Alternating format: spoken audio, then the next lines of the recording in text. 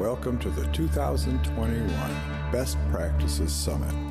I'm Craig Hansen. I'm Chair of the Board of Directors of Pollinator Friendly Alliance. This is the fifth year that we've offered this summit, and each year it's grown in the number of outstanding presentations and people attending. This is our second year as an online event, and once again, welcome to all of those who are joining us.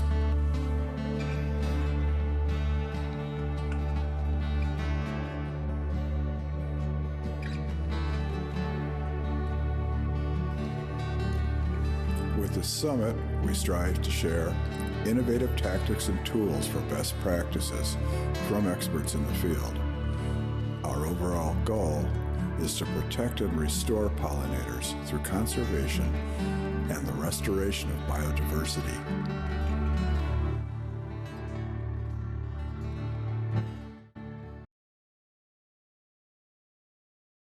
I'm also really happy to be here, and as Lori said, it's a little bit bittersweet to be doing this virtually because this conference is always just such a great time to see all of you and reconnect and really recharge from the energy and creativity in the room.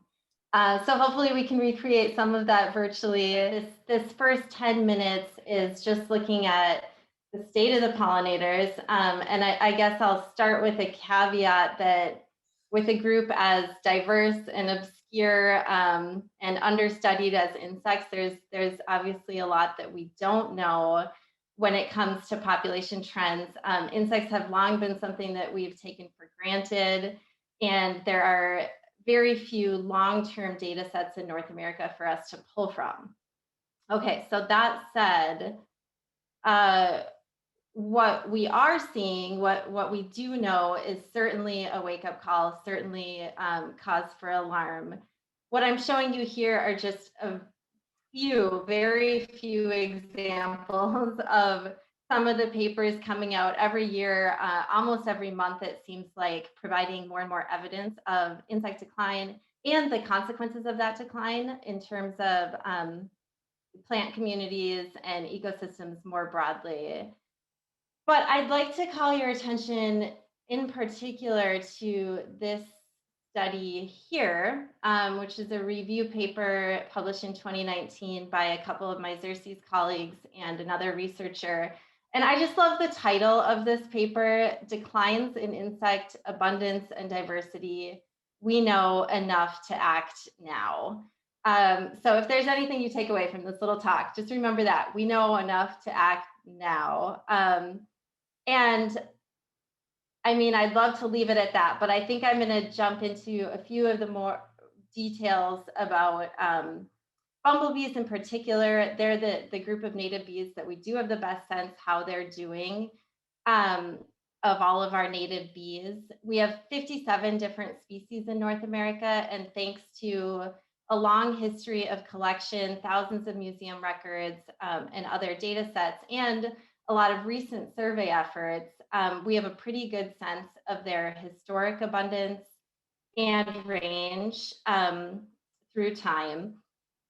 A few years ago, my colleagues at Xerces, along with the IUCN Bumblebee Specialist Group, analyzed all of that data and found that 1/4 of our bumblebee species in North America, actually 28%, are at risk of extinction. This includes at least 6 species in the upper Midwest, most notably the rusty patch bumblebee, which was federally listed in 2017. And here you can just get a visual for the former species range of this bee compared with the current range. The bee has experienced an 87% decline in range and 92% decline in relative abundance. So not only was this a very widespread bee, but it was also very common and now barely hanging on in a few places, including the metro area of Minneapolis and St. Paul. So it's a great example of a federally listed species that we all have the potential to do something really meaningful for. Butterflies are also in serious decline. According to NatureServe, at least 141 of our North American butterfly species are at risk of extinction. That's 18%.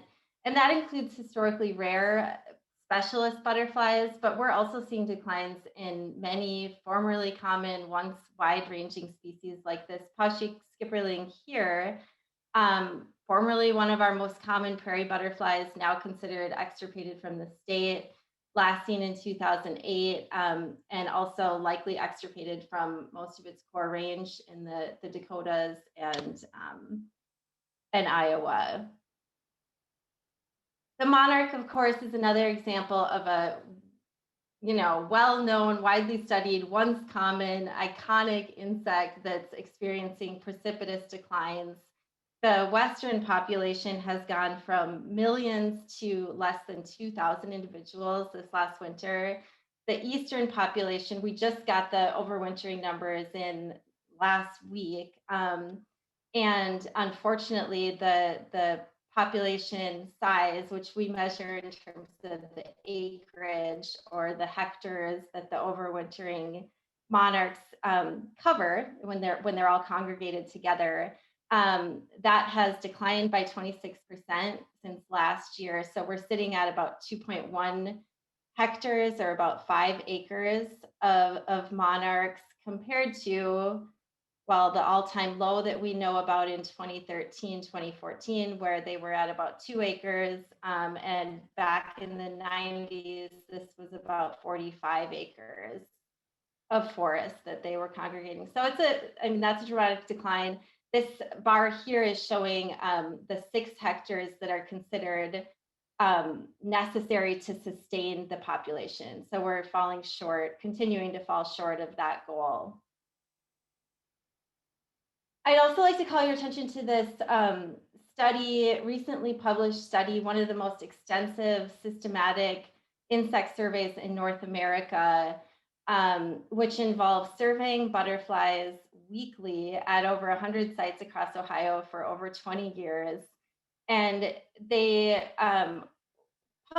recently published population trends for 81 different species. You can see these graphs on the right represent individual species and their trends. They also looked at the overall rate of change in butterfly abundance, that's this graph here, and found that the total abundance of butterflies is declining at a rate of 2% per year, resulting in a cumulative change of 33% over the course of the 2 decades they were looking at this. That's not a sustainable rate of decline. They found 3 times as many species have negative trends compared to positive trends. And interestingly, even common species that are associated with human-dominated landscapes, like the cabbage white butterfly, are declining, which suggests there's something, there's some widespread environmental issues happening, something more than just, oh, I lost my host plant.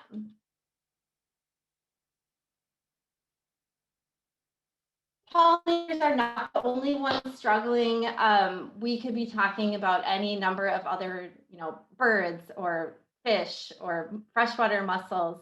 For a few other insect examples in the upper Midwest, mayfly biomass has declined by over 50% as measured via, looking at mass mayfly emergence events and radar observations of those emergences.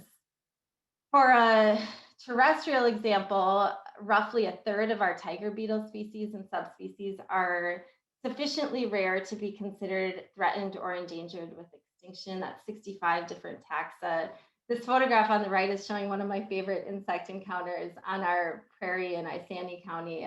It's a tiger beetle attempting to take down a dung beetle unsuccessfully. Some of you will be happy to know.